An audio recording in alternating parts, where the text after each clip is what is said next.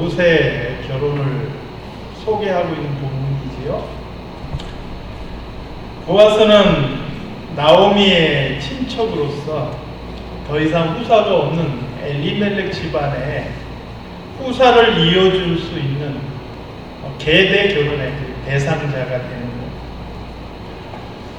거예요. 보아스와 나오미가 결혼하기까지는 몇 가지 넘어야 될 산이 있었죠. 첫 번째는 룻의 헌신과 순종이 필요했습니다. 물론 나오미가 아무나 그냥 그 룻에게 짝으로 이렇게 맺어준 것은 아닙니다. 나오미는 이미 보아스라는 사람을 알고 있었을 거예요. 왜냐하면 친척이니까. 그럼에도 불구하고 10년의 세월이 지났잖아요. 그 이전과는 나오미의 입장이 달라요. 이제는 재산도 없고 후대도 끊어지고 아무것도 없는 과부인 거죠. 그런데도 여전히 보아스라는 사람은 나오미에 대해서 선을 베풀 것인가? 세상 인심 알 수 없잖아요. 그런데 나오미가 룻의 이삭 죽기를 통해서 보아스의 됨됨이를 읽은 거예요. 룻이 이삭을 주어서 그것을 떨어서 곡식을 주운 것을 가지고 왔는데 나오미가 너 오늘 누구의 밭에서 이삭을 주었느냐 묻습니다. 왜냐? 여인이 하루 동안 이삭을 주기에는 좀 과하게 많이 주어. 이것은 일반적으로는 그렇게 줄 수가 없고 그 밭의 주인이 특별하게 뭔가 배려하지 않으면 그럴 수 없다라는 것을 나오미는 금방 아는 것이죠. 그리고 그 밭이 보아스의 밭이다라는 것을 들었을 때 보아스라는 사람이 여전히 하나님의 율법을 준행하고 또 그 율법대로 가난한 자에게 자기를 베푸는 자임을 알아보는 거죠. 거기에 더해서 율법대로만 행하는 사람이 아니고요. 이 이방 여인에게 특별히 물을 주고 또 볶은 곡식을 주어서 먹게 하고 그것도 먹고 남아서 집에 가져올 만큼 그렇게 호의를 베푼 것을 보면 단순하게 어떤 율법을 지키고 신앙을 따르는 사람을 넘어서서 인격적으로도 뭔가 성숙된 사람이다 하는 것을 알아보게 된 것이죠. 그래서 나오미는 이 보아스와 룻을 맺어줄 결심을 하게 된 것이죠. 어떤 사람은 이렇게 생각할 수 있어요. 보아스 입장에서는 젊은 여자 한 명 자기 밭에 왔으니까 그냥 호기심에 또는 호의를 어떤 사심에 의해서 호의를 베푸는 것 아닐까 이렇게 이야기할 수 있습니다. 그러나 이것은 우리가 두 가지를 생각 못하는 거죠. 첫 번째는 뭐냐면 젊은 여인이라 할지라도 당시 유대 사회에서 이방인들에 대해서 얼마나 배타적인지를 우리가 이해 못하는 것이죠. 이방인들에 대해서는 사실은 상종하지 않는 것이 유대 사회의 어떤 문화인 것이죠. 두 번째로는 성경의 어떤 흐름과 성경에서 보아스라는 사람에 대해서 어떤 모습으로 우리에게 소개하고 있느냐.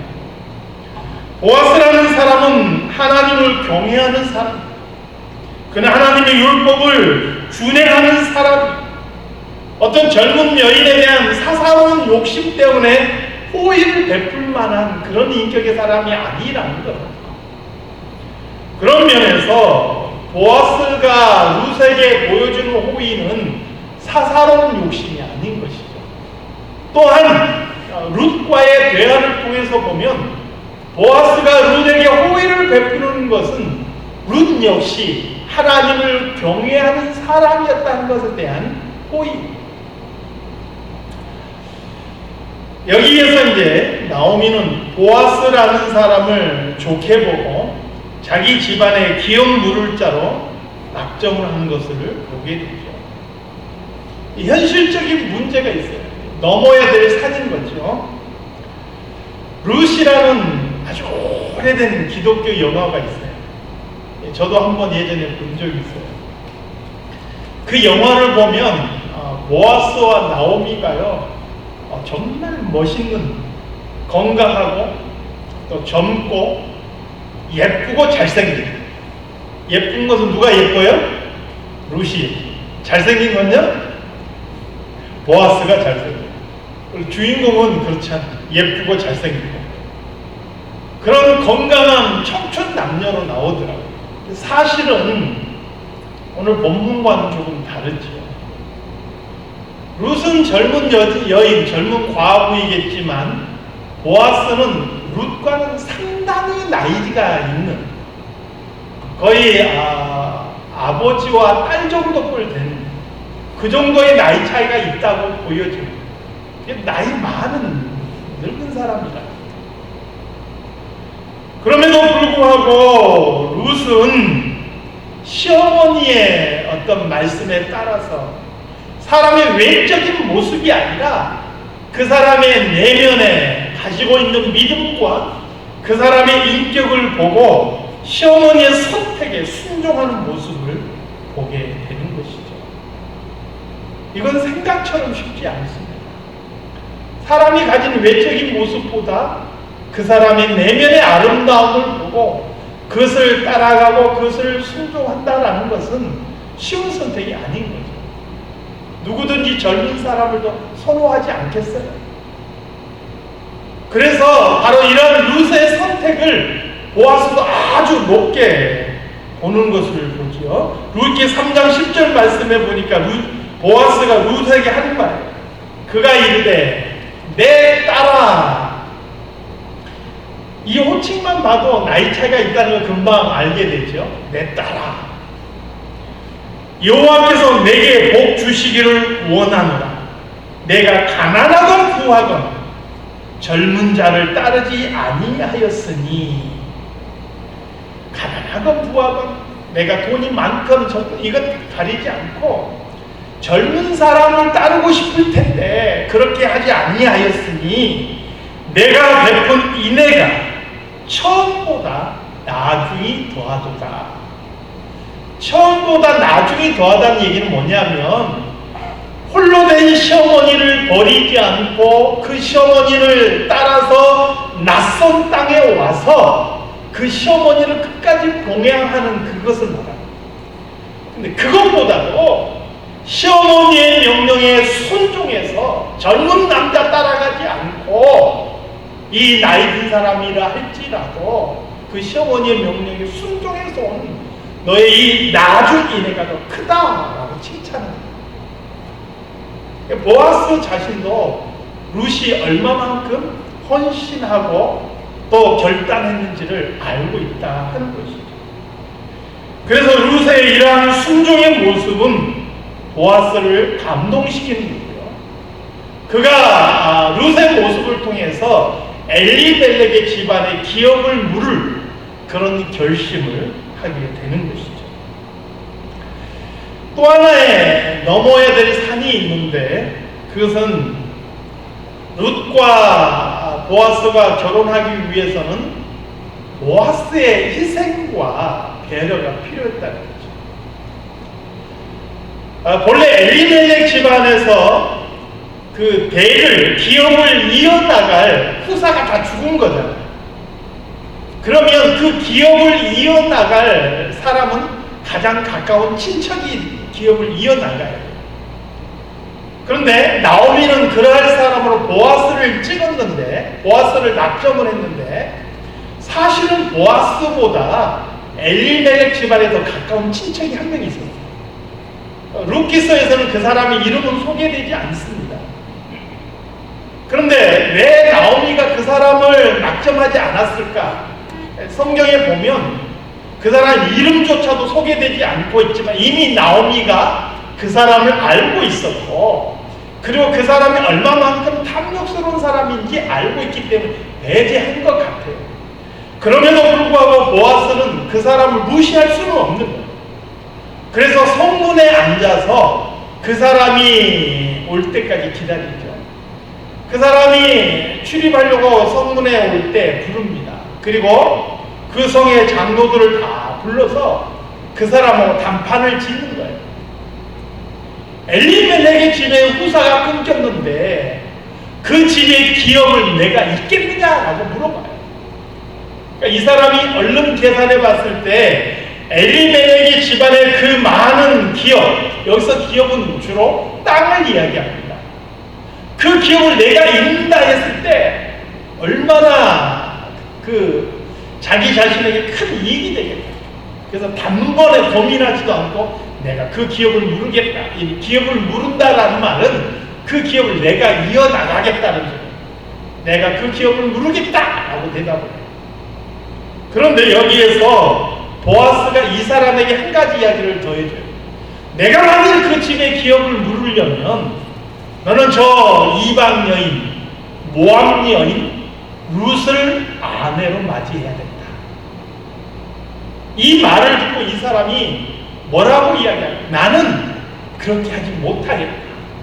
그러므로 나는 엘리멜렉의 집의 기업을 물으지 않겠노라. 이렇게 이야기를 합니다. 물론 그것 때문에 이제 일단 뭐 신발을 벗고 뭐 하는 여러 가지 것들이 있는데 그것은 당시 이제 문화이기 때문에 생략을 하겠습니다.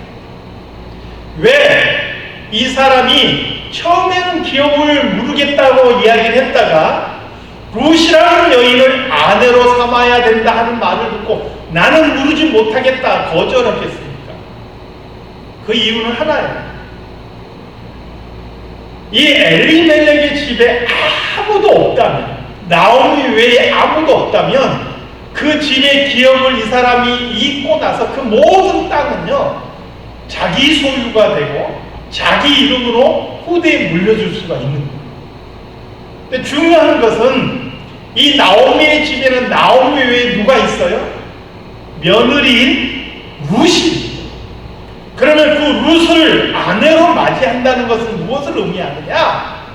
룻과 자신의 사이에서 난 아들, 이 아들이 자기의 아들로 그렇게 되는 것이 아니고 이 아들은 누구의 아들이 되는 거예요? 나오미의 아들이 되는 거예요. 그래서 나오미의 아들이 되어서 엘리멜렉의 집안의 대를 이어가고 자기가 이었던 그 기업, 그 땅을 다 그 아들의 소유로 해서 엘리멜렉의 집안의 대를 이어줘야 돼요. 이게 무슨 말이냐면 그 집의 땅을 내가 사서 내 돈 들여서 사서 내가 그 여인 룻을 아내로 맞이해서 그 룻과 사이에 애를 낳아가지고 그 애를 엘리멜렉의 집에 양자로 들여서 그 집에 그 땅을 재산으로 상속해서 그 집의 대를 이어줘야 된다.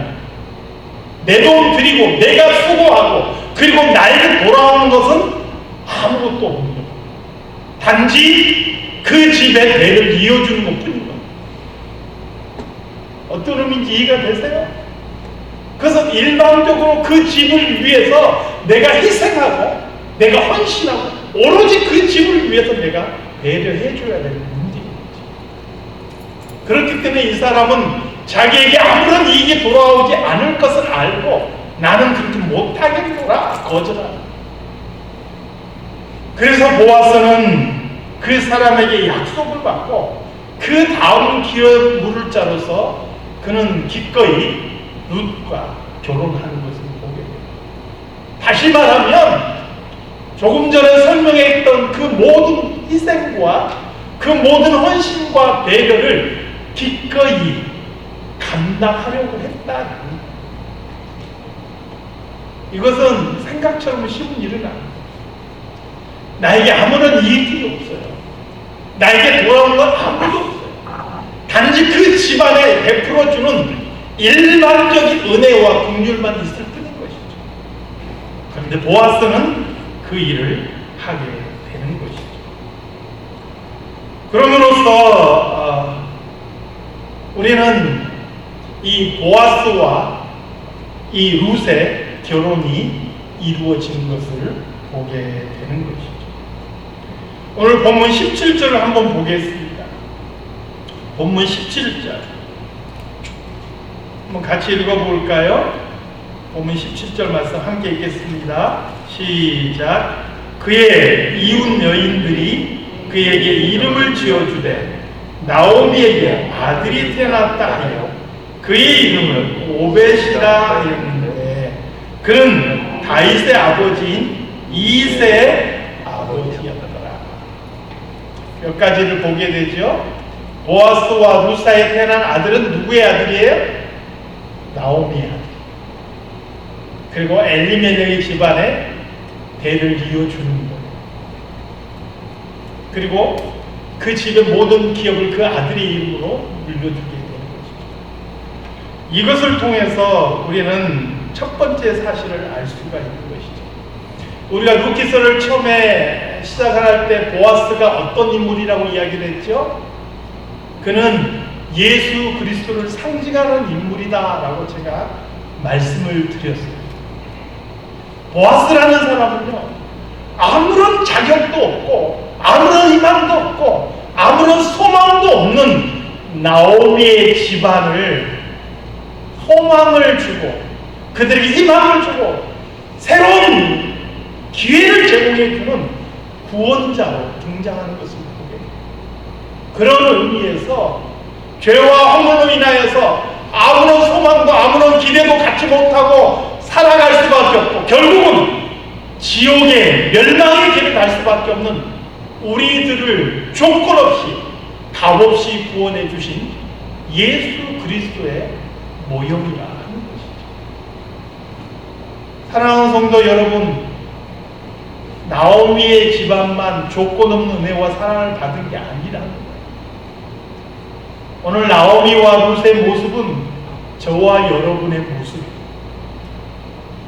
오늘 우리는요, 아무런 조건 없이 우리 예수 그리스도의 일방적인 헌신과 그분의 일방적인 은혜와 사랑을 받은 자임을 잊지 말고 기억하시기 바랍니다. 오늘 그래서 우리와 그분 사이의 성경은 뭐라고 표현합니까? 신랑과 신부 사이로 표현하자. 나오미와 룻과 보아스가 결혼한 것처럼 오늘 우리는 예수 그리스도의 신부된 자들, 예수 그리스도의 신부된 교회인들을 믿습니다. 우리는 예수 그리스도의 일방적인 사랑을 받는 자들임을 잊지 말고 기억하시기를 바랍니다. 두 번째로 오늘 본문을 통해서 우리가 볼 것은 뭐냐? 오늘 본문 아까 읽은 17절 말씀해 보니까요, 이 룻과 보아스 사이에 태어난 아들의 이름은 뭐라 그랬어요? 오벳이라 그랬어요. 근데 이 오벳은 누구의 아버지요?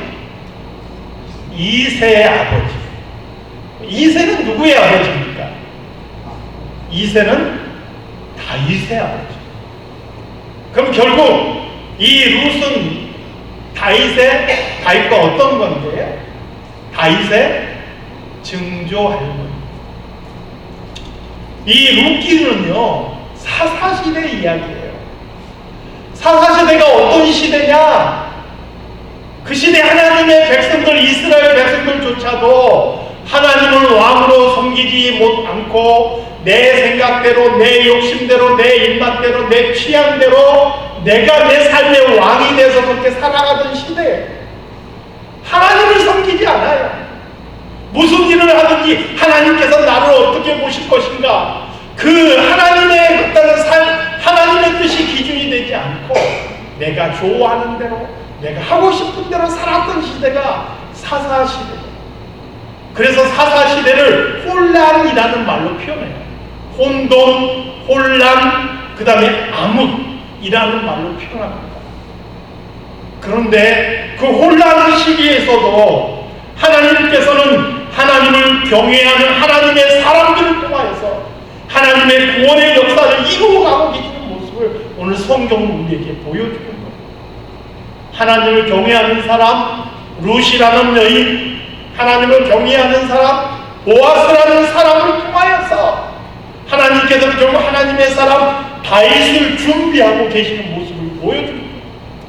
그리고 그 다윗의 후손을 통하여서 예수 그리스도께서 이 땅에 오신 것을 성경은 우리에게 보여줍니다. 사랑하는 성도 여러분, 우리는 이것을 잊지 말아야 해요. 세상이 어떻게 흘러가든, 사람들이 어떻게 살아가든, 하나님은 하나님의 역사를 이 땅에서 이루어 가실 거예요. 그리고요, 아무리 세상이 어지럽고 혼란하다 할지라도 그 속에서 하나님을 경외하는 사람을 하나님께서는 부르시고 하나님의 역사를 위해서 사용하신다 하는 거예요. 그래서 룻기서는요, 룻과 보아스의 알콩달콩한 사랑 이야기를 보여주려고 기록한 게 아니라는 거예요. 하나님의 역사가 어지러운 시대 속에서도 어떻게 이어져 가는지를 우리에게 보여주는 거예요. 그 속에서 하나님을 경외하는 자를 하나님께서 어떻게 사용하시는지를 우리에게 보여주는 거예요. 사랑하는 성도 여러분, 오늘 이 시대 속에서도 하나님을 경외하는 사람, 하나님께서 불러 쓰시는 하나님의 사람들이 되시기를 바랍니다. 이 시대의 보아스와 같은, 이 시대의 룻과 같은 사람이 되어서 하나님의 역사를 이루어 가는데 하나님께서 쓰시겠다 하는 일꾼들로 서십니다. 시대가 어떻게 흘러가든지 관계없이 이 구원의 역사를 이루어 가실 하나님을 놓치지 않고 바라볼 수 있는 그런 믿음의 사람들이 다 되시기를 우리 주님의 이름으로 축원합니다. 하나님 아버지, 오늘 이렇게 룻기서가 하나님의 구원의 역사로 마무리되는 것을 보게 됩니다. 자격 없는 사람들이 하나님의 부르심에 따라서 구원의 역사를 이루어가고 오직 하나님을 경외하는 그 마음으로 인하여서 하나님의 쓰시는 그릇으로 세워지는 것을 보게 됩니다. 하나님, 자격 없는 오늘 우리들인데 하나님 불러주셔서 감사합니다. 하나님의 나라와 하나님의 역사를 위하여서 한 사람 한 사람이 하나님 앞에 쓰임받는 일꾼들로 서게 하여 주시옵소서. 세상이 때로는 어지럽고 혼란할지라도 이 모든 역사를 하나님께서는 하나님의 뜻대로 이끌어 가실 것을 믿습니다. 그 하나님을 바라보고 그 하나님을 잊어버리지 않는 저희들이 되게 하여 주시옵소서. 거룩하신 예수 그리스도 이름으로 기도드리옵나이다. 아멘.